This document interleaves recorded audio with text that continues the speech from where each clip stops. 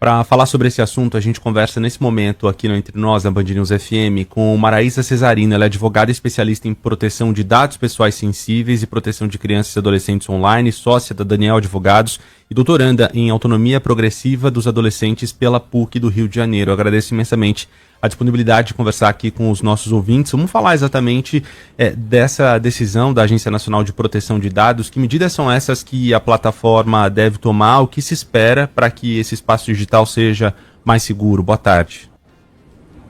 Boa tarde, pessoal. Obrigada por me receber aqui. A decisão da Autoridade Nacional de Proteção de Dados, ela vem na esteira de uma agenda regulatória que prevê a atuação dessa autoridade para transformar o ambiente online, né, o ambiente da internet, num ambiente aprazível para crianças e adolescentes, no geral. E aí começou um processo fiscalizatório, então, na última sexta-feira, e o Discord foi instado, então, a adotar medidas para adaptar o sistema dele e as transmissões de live para que ele fosse menos suscetível de ser utilizado como meio para cometimento de crimes, né, no geral. E aí, dentro desse processo fiscalizatório, então, a autoridade interveio por meio de uma medida preventiva de suspensão das transmissões ao vivo até que essas modificações no design, na arquitetura, sejam feitas para garantir a proteção das pessoas menores de idade. Bom, Maraísa, boa tarde, aqui é a Adriana. Boa tarde, Adriana. Eu queria saber de você se a suspensão das lives, que é o que está sendo determinado agora, se ela tem um efeito suficiente. Porque, na verdade, a gente sabe que a rede, as pessoas, as crianças, adolescentes entram para jogar, mas conseguem interagir com pessoas de qualquer parte do mundo. E não necessariamente pessoas que estão ali com identidades verdadeiras. Então, a criança e o adolescente, eles ficam suscetíveis a estar em contato com essa rede de criminosos e serem cooptados por essas redes. Eu sou mãe de uma adulta. Então, eu fui mãe de uma criança antes de tudo isso, mas eu tenho uma base de comparação de como era mais fácil. A gente se preocupava com o risco de um criminoso assediar, aliciar seu filho, ou numa escola, na porta da escola, numa saída com as amigas ali num clube, num campo de futebol. Hoje, o tempo inteiro, esses jovens estão com o celular na mão e os pais ficam muito indefesos e impotentes diante desse risco de aliciamento. Então, só cancelar as lives, suspender as lives, traz o efeito suficiente que a gente precisa para atacar essas redes criminosas? Acho que não, né? Como eu disse, a suspensão das lives é uma medida preventiva dentro de um processo de fiscalização maior. E se a gente pegar a estrutura do ECA Digital, mas também de outros diplomas legais, como o Código Civil, a própria Lei Geral de Proteção de Dados, etc., a gente vê que o que está sendo demandado das plataformas no geral é a organização do design e da arquitetura daquela plataforma, de forma que ela não viabilize esse tipo de interação prejudicial para as crianças e adolescentes, né? Que pode levar, como a gente está vendo, a consequências físicas e, inclusive, colocar a vida deles em risco. Então, o que a gente está vendo é uma ponta de um iceberg de algo que vai começar a se concretizar no dia a dia da regulação e da adaptação dessas plataformas, mas não só delas, né, de vários outros tipos de aplicação também, para que eles se tornem um ambiente efetivamente ocupável de forma saudável pelas crianças e pelos adolescentes. Acho importante a gente ressaltar que essa lei, tanto o ECA Digital como a Lei Geral de Proteção de Dados, etc., elas não têm o condão de retirar essas plataformas do Brasil. Esse não é o objetivo dessas leis, né? E também não é o objetivo dessas leis tirar as crianças e os adolescentes dessas redes, desse espaço.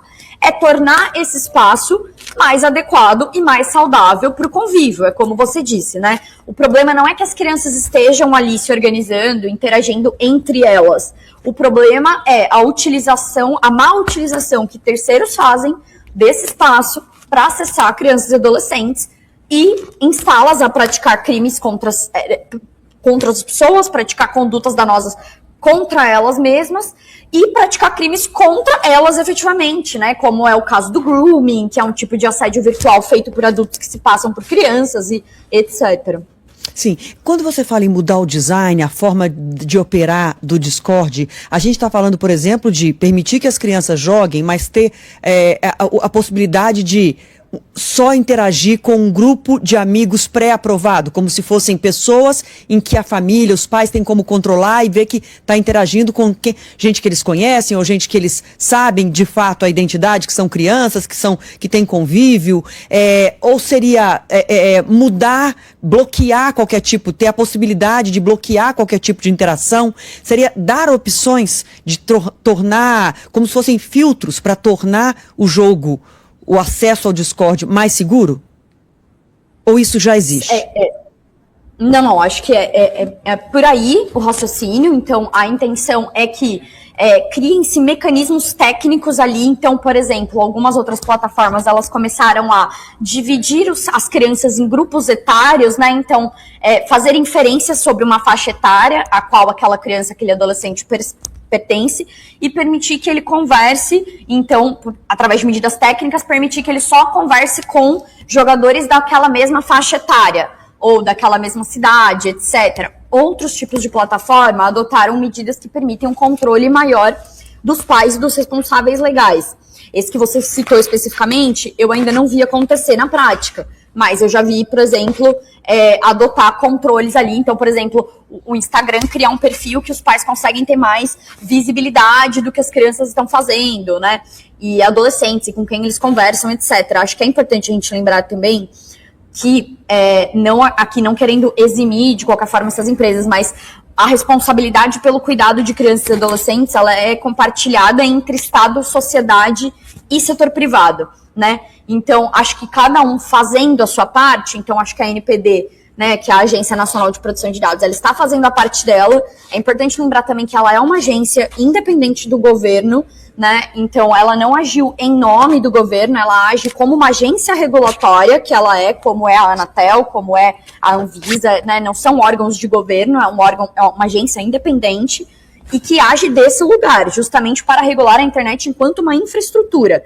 E aí regular a internet para que crianças e adolescentes consigam estar nesse espaço sem ser submetidos a crimes ou a qualquer tipo de violência. Tem um ponto importante também, até incluído pela operação da Polícia Federal há algumas semanas depois do caso de Naviraí, da garota de 13 anos que morreu por suicídio, que é o fato de que muitas dessas pessoas que atraem esses jovens para essa plataforma, para esses desafios, para esses jogos, para fazer esses pedidos de automutilação e até de morte por suicídio, fazem a cooptação desses menores de idade em outras plataformas, em outras redes sociais. Então tem esse discurso de vamos banir, fechar completamente o Discord e as outras redes. Então uma orientação também que precisa ser direcionada para a maneira como esses menores de idade atuam, se expõem nas outras redes sociais? Acho que sim, acho que existe um trabalho grande, e aí, como eu estava falando, né, uma grande... 3 pilares, então, Estado, sociedade e empresas, né? E acho que o nosso Estado tem agora um papel muito importante, compartilhado de novo com as escolas, com as famílias, com as empresas, de educação, né, de literacia digital, tanto desses pais responsáveis, quanto dos adolescentes, quanto das crianças, e também de trazer essa população para ser ouvida, né, para saber como ela utiliza esses espaços, como ela quer estar nesses espaços, e para que ela fique um pouco mais atenta em relação aos riscos também desses espaços. Então, se a gente for fazer uma comparação com o que acontecia antigamente, quantas vezes a gente não orientava tão bem uma criança, um adolescente, antes de deixar ir a uma festa, sair na rua sozinho, frequentar um clube, que é um lugar controlado. Os pais sempre orientaram muito as crianças e os adolescentes com relação ao espaço físico. A questão é que esse cuidado tem que se transplantar para o ambiente virtual, mas como a gente cobra isso sem educação suficiente? Então existe uma perna de literacia, né, de educação, que precisa acontecer concomitantemente às sanções, à fiscalização, à atividade fiscalizatória do Estado e da Agência Nacional de Proteção de Dados. Tá certo. Não, é isso. É o cuidado que a gente tinha, como eu falei, na rua, no convívio com as pessoas reais. Hoje o desafio aumentou muito, porque é você levar esse cuidado para as redes sociais. E eu acho que aí também, só para colocar um ponto aqui, para a gente concluir, tem uma outra questão que é, quando a gente fala em regulação, muitas vezes é entendido como censura. Só que enquanto a gente fica nesse debate, a gente está vendo redes criminosas aliciando crianças, cometendo crimes, como se fosse permitido ir ali na pracinha e aliciar umas crianças para cometerem qualquer tipo de crime. E isso hoje na internet acontece, e quando você levanta esse debate, muitas vezes vira, mas isso é censura, regular é censura. Então, realmente é um debate difícil, é um desafio dificílimo para os pais e a gente vai seguir acompanhando. Eu te agradeço demais, viu, Maraísa Cesarino, advogada especialista em proteção de dados pessoais sensíveis e proteção às crianças e adolescentes no universo, aí no mundo online. É um desafio enorme. Muito obrigada por falar com a gente, viu? Eu que agradeço, pessoal. Bom trabalho. Para falar sobre esse assunto, a gente conversa nesse momento aqui no Entre Nós, na Band News FM, com Maraísa Cesarino. Ela é advogada especialista em proteção de dados pessoais sensíveis e proteção de crianças e adolescentes online.